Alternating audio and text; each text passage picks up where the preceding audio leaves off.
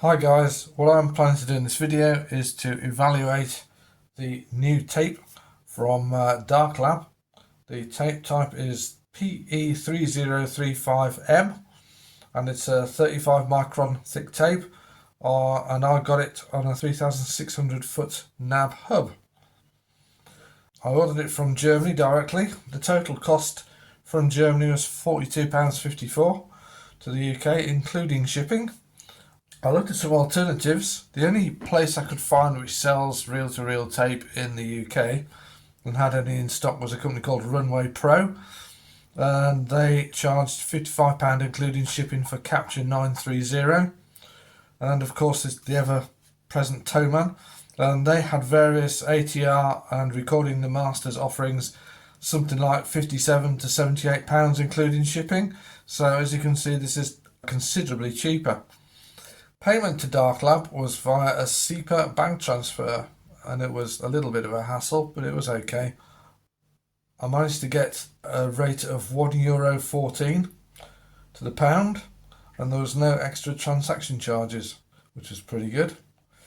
The whole process from the first ordering to arrival took 9 days, including one weekend, so I probably should say 7 working days. And I did the bank transfer fairly quickly as well, so obviously if you hang around and delay at your end, it's going to take a little bit longer. Anyway, so let's open this thing up and let's see what we got. And this is what was inside, a smaller box with the batch number and a few contact details, including their website address, www.darklab.de. If you do a web browser search for Darklab, you'll find that it's also the name of a rather large supplier of products to tattoo parlours. So you've just got to type that into your web address to find it. It'll actually redirect to www.darklab-magnetics.de, but that's by the by. And because I ordered it as a pancake, the first thing I'm going to need to do is to find a reel which I can use as a donor to put some flanges onto it before I can use it. This is an old Ampex reel which I acquired from a university language lab, although I would imagine the original tape has long since succumbed to sticky shed syndrome. So there's 3 screws and pieces like that hold them in. So take these out. Oh yeah, what I should have said as well, I've actually marked the edge of this with a Sharpie, so that when I come to put it together again, line it back up the same way, get some chance of it being central and rotating without any eccentricity.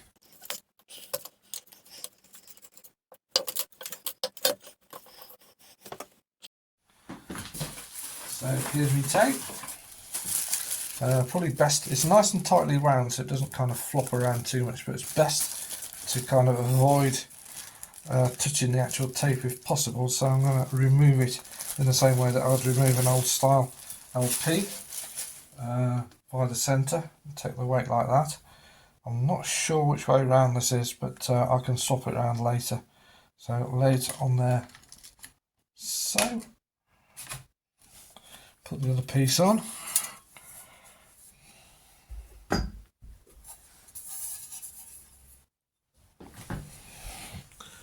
And let's see if I've managed to line up the oh yes, I have, look at that, managed to line up the logo.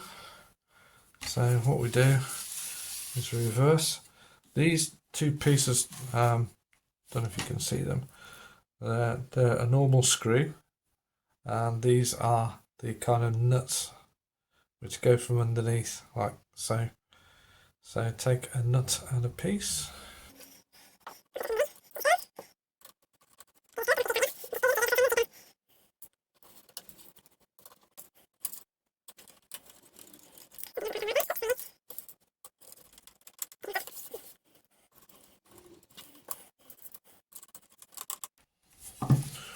And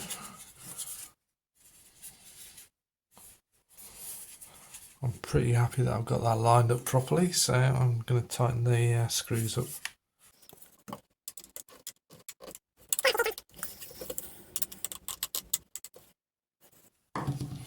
Okay, so the next thing I do is I run the tape backwards and forwards to make sure it's settled onto the reel properly. Okay, so this is my Revox B77 Mark II, more of which later. For the first run through, I think he was making some kind of clacking noises which I didn't like, so what I'm going to do, I think first, for the first run through, slacken the screws off a little bit,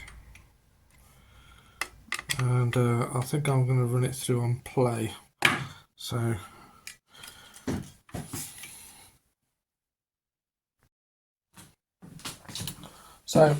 thread the tape, like I say, touch it as little as possible.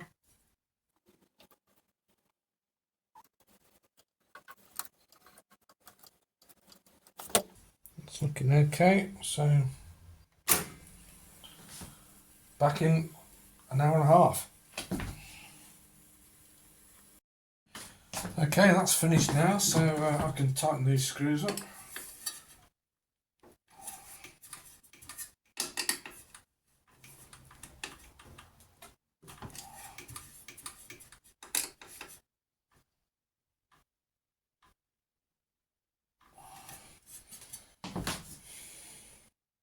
Okay, before I do anything else, I'm going to clean and demagnetise tape heads and guides.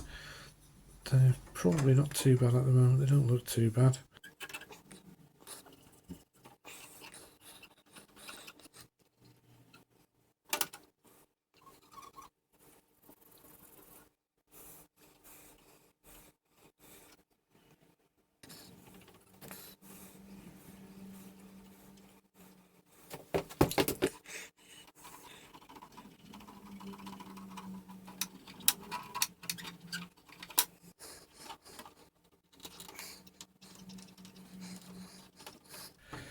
You get the idea anyway.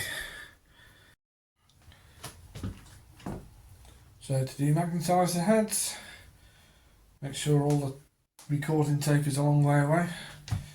Coming from about 3 foot away slowly.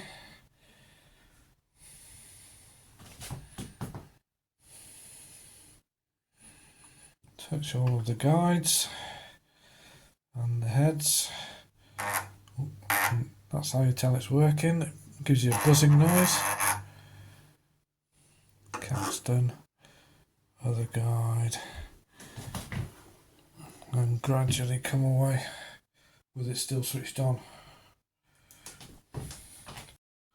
Just going to run a test tape through now to make sure that the output amplifier settings are okay. This is a test tape from Nick Electro, who's got the eBay name Ural 91, I think. It's 257 nanovebers per meter, which is the recommended setting for 0 dB on the B77. I'm measuring the output using the scope. It's set to 0.5 of a volt per division. 0 dB should be 775 millivolts, which is 2.19 volts peak to peak. So that's what we're going to look for on there. I also have this multimeter. As you can see, it's not a dedicated AF multimeter, but I found that it's remarkably good at a kilohertz, and the linearity really only starts dropping off once you get above 4 kilohertz, so a kilohertz is okay. So the first test tone is 0 dB at 1 kilohertz.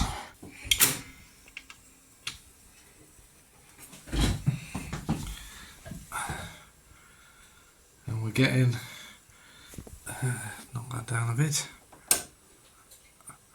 So yeah, we're getting 2.2 volts peak to peak on that. And the multimeter is showing 772. This is on the left channel. And we're getting the 0 dB on the VU meter. Now this is the right hand channel. Again, we're getting around 2.19, 2.2 volts peak to peak. Okay, fine on that. On the multimeter it's showing 779, which is pretty good again. And the VU meter is also showing 0, so that's looking okay. Also wants to look at the alternating 1 kHz and 10 kHz waveband, which is how you check your EQ. The B77 doesn't actually have an easily adjustable EQ on the output amplifier. All you can really do is check that it's reasonably close. So I think that's pretty good. That's on the right channel. And the left channel. Can't use the multimeter for this because obviously 10 kHz is way outside its linear range. Okay, the next thing we need to do is to set up the bias level for the tape. Bias is a high frequency ultrasonic signal which is added to the recording by the tape recorder to allow the tape to operate in its most linear part of its characteristic. To get the best performance out of a tape, it needs to be fed the right amount of bias. So we need to set up the bias level to do this. The method I'm going to use is the delta U method, which is outlined in the service manual of the B77, and it basically entails feeding a 10 kHz signal at around minus 10 dB to the machine. You increase the bias level until the response at 10 kHz reaches a peak, but you then carry on increasing it until the response drops by a certain amount, and this amount is called delta U. Delta U tends to be found by experiment for each tape, and in the service manual there is a list of different tapes and their delta U values. But this is a new tape, so I haven't got a delta U value, so I'm going to start around minus 6 dB and see how we get on. So what I'm going to use, I've got this digital recorder, which is I'm going to use as my signal generator. I've got 24-bit 94 kHz output, which is pretty good quality. Feed it to the machine, and the output of the machine is fed to this USB audio device, and thereafter it's going to Audacity, which is still probably one of the best programs to do this. I've got a nice big VU meter for the input, so that I can get the best resolution on the setup. So start up the signal generator and then start up the machine. I'm getting about minus 10 dB on the left hand VU meter. The right hand VU meter isn't that good, I'm afraid.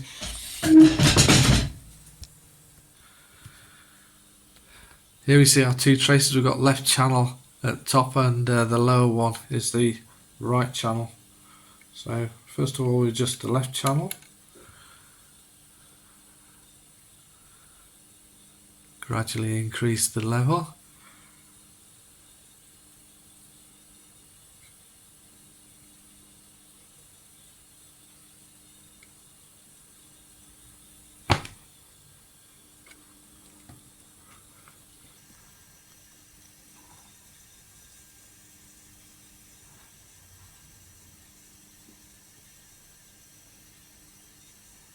So that is peaking at around minus 5 dB.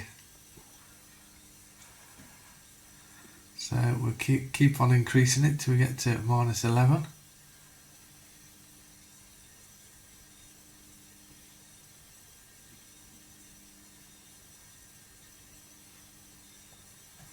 Okay, so that's the left hand one done.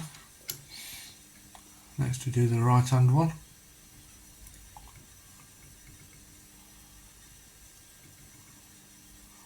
That again is peaking at around minus 5, so we keep it going until we're down at minus 11.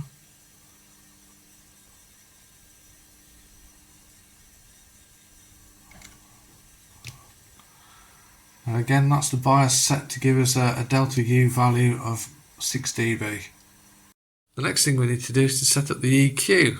To set up the EQ, we need to adjust the EQ on the amplifier, the input amplifier, so that we get the same response at 10 kHz as we do at 1 kHz. And you can see that both channels are around about the 9 dB level at 1 kHz. So scoot that back up to 10. That's at 10 kHz. As you can see, it's around the minus 12, minus 11 mark. What I do now is tweak it up, get it up to 9.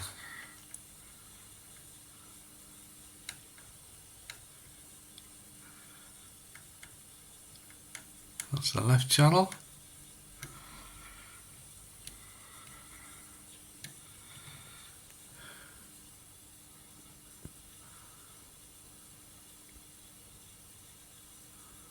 That's the right channel. So that's around the -9 mark. The left hand EQ is pretty much at maximum. Okay, so that'll do for our EQ levels. Okay, so looking at frequency response, we're no longer looking at the left and right channel feeding from the tape machine. The lower trace is the feed coming straight from the signal generator, and the upper trace is the feed coming via the recorder, so that's the recorded signal. This is currently running at 31 Hertz, which I'm getting about -3 dB. Moving up to 62. The deficit's now barely half a dB, I would say. 125 Hertz. Next to no deficit. 250 Hertz. 500 Hertz. 1 kilohertz. 2 kilohertz. 4 kilohertz. 8 kilohertz. 10 kilohertz.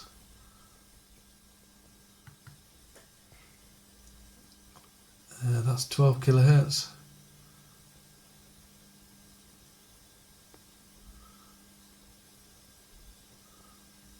Don't know why the input level's all over the place. And that is actually 16 kilohertz, so it's dropped away again. And my phone's gone out of focus. So yeah, at around 16 kilohertz, it's dropping off to about -2 dB, I would say. That's just one channel. That's just the left channel. Quickly swap over to the right channel. Okay, right hand channel. Again, we're looking at around about -3 dB there. 62 Hertz. Again, it's dropped down to less than a dB, certainly. By the time we're up to 125, it's hardly any difference at all. 250. 500. 1 kilohertz. 2 kilohertz.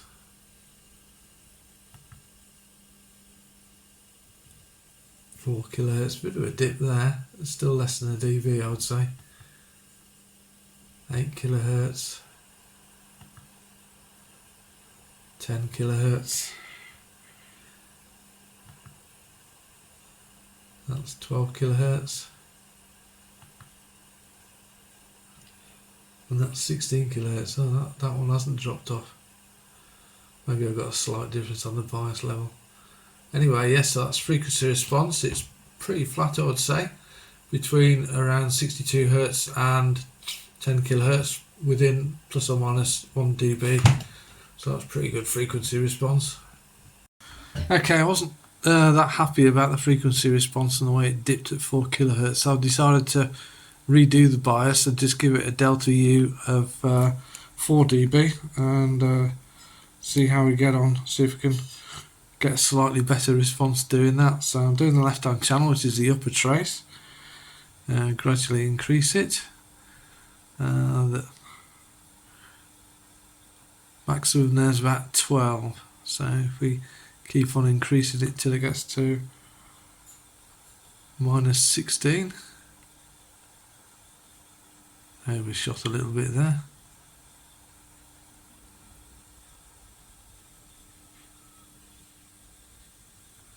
Yeah, okay, so that's the left hand one. And for the right hand channel,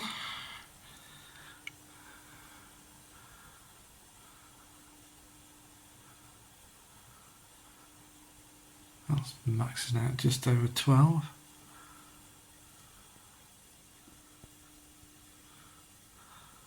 These levels on the Audacity, by the way, are set using the input gain on the audio device. They're not actual absolute values. The actual value is more like -10 dB. So that's maxing out. Yeah, that's maxing out at around -16. So that's set it to 4 dB delta U. So look at the EQ next. Okay, we're now setting EQ. The way I'm doing EQ this time, incidentally, is to feed a signal from my signal generator, which goes between 5 seconds at 1 kHz and 5 seconds at 10 kHz. So we can get a comparison of the response at each of the two frequencies quite easily. You may notice on the bottom trace that I'm actually getting more of an output on 1 kHz than I am at 10 kHz, even from the signal generator. But I don't know whether that's the signal generator or my audio device. But we are comparing upper trace with lower trace at both frequencies to get the levels pretty much the same. This is the left channel.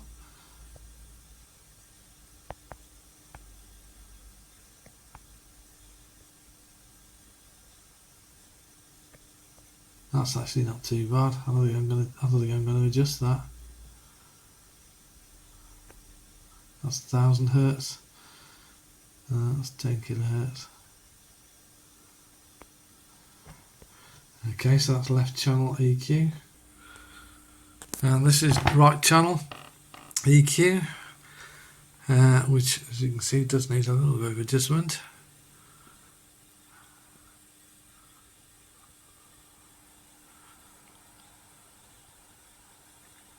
So that's at 1000. That's fairly similar. Let's see if we can get it up for 10,000 Hz. Okay, so that's done EQ. Okay, so looking at frequency response, again, lower trace is direct feed from the signal generator, upper trace is the feed coming from the recorded signal from the tape recorder. So this is at 31 Hz, 62 Hz, 125, 250, 500, 1000, 2 kHz,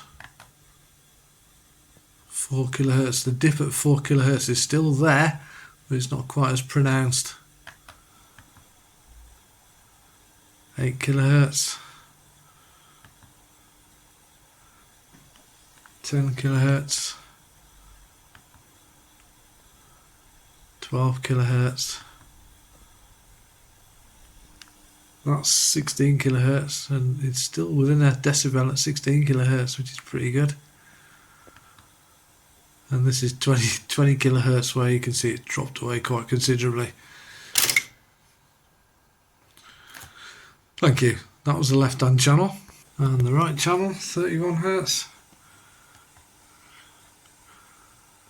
62 Hz, 125 Hz, 250, 500, 1 kHz, 2 kHz, 4 kHz with the little drop again, 8 kHz, 10 kHz, looking a bit lively at 10 kHz actually. Still staying within a decibel, I would say. That's 12 kHz. That's 16 kHz.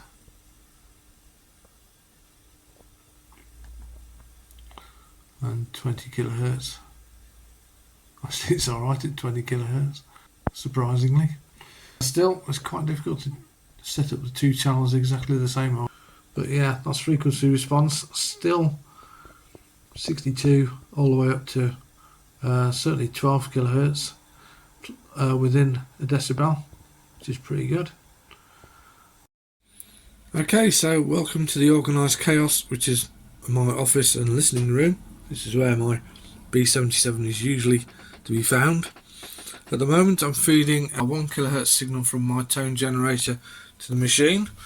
It's a 0 dB. It's only feeding to the left channel at the moment, and I'm monitoring it on this super duper 1080p screen using Audacity on the top trace and Audio Mez on the bottom trace. Like I say, I'm only recording one channel at the moment. I'm only recording the left channel. So on the Audacity trace, the upper trace is the feed directly from the signal generator, and the lower trace is the feed via the tape recorder. I've had to knock back the gain on my audio capture device to -5 dB, because if I take it all the way up to 0 dB I get loads and loads of distortion, and as you can see I've got a little bit of third harmonic distortion as it is on the feed coming from the tape machine and actually coming from the audio generator. So what I'm going to do now is have a look at the background noise, and the way I'm going to do this is to pause the tone generator and have a look at what level of noise we're actually still getting shown on Audacity. So do that. So that is coming straight from the tape machine with no signal feeding to it. As you can see, it's kind of occasionally getting to about -47 or -46 dB.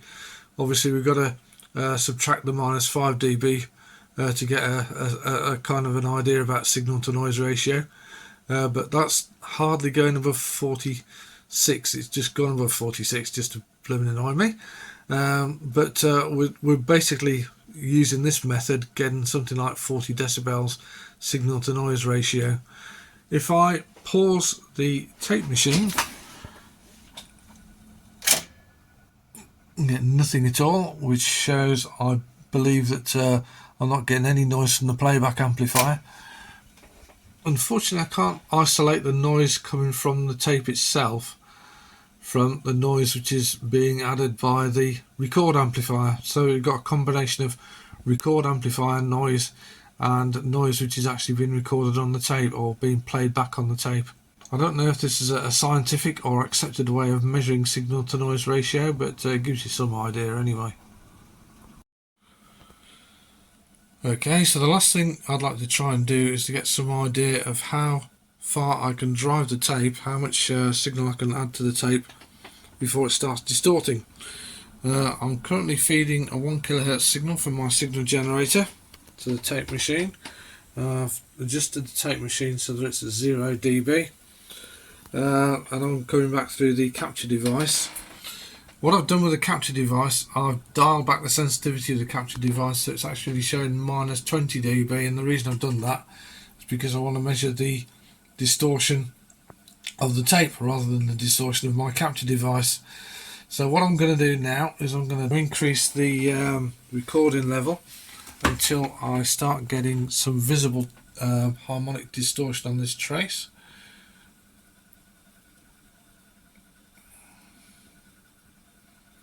So you can see it's just starting to appear there at 3 kilohertz, which is the third harmonic, and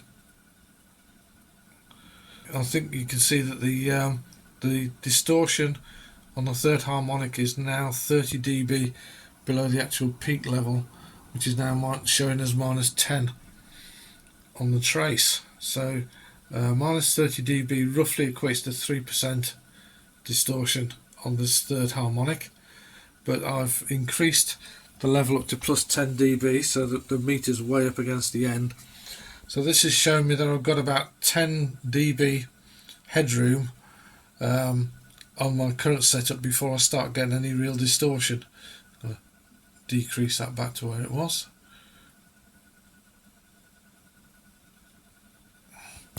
So this is showing me that at 257 nanovabers per meter I've got 10 decibels of headroom. What that suggests to me is that I could increase the magnetic flux setting on the tape above 257 nanovabors per meter to maybe 320 or maybe 370 nanovabors per meter and still have a reasonable amount of headroom for recording there. Okay, so conclusion time. I've tested out the Darklab PE3035M tape and I certainly think it's good enough for a B77 machine. Whether or not it's good enough for a Studer I should say, A810, I don't know, because I haven't got a Studer A810 nor the really good quality test equipment that I'll probably need to get definitive answers from that machine. But I think it's, like I say, I think it's good enough for B77. It's certainly given me good frequency response and maximum output level data. One thing I could do is redo the whole thing at 320 nanovabors per meter and or even 370 and see if I can get similar results that way, but that's possibly a project for another day. Okay, so thanks for watching and thanks for sitting through all of this signal stuff at constant frequency. I'm going to finish this with a bit of music, and I think I'm going to do on a German machine with a German tape on it. Wow, what do you think?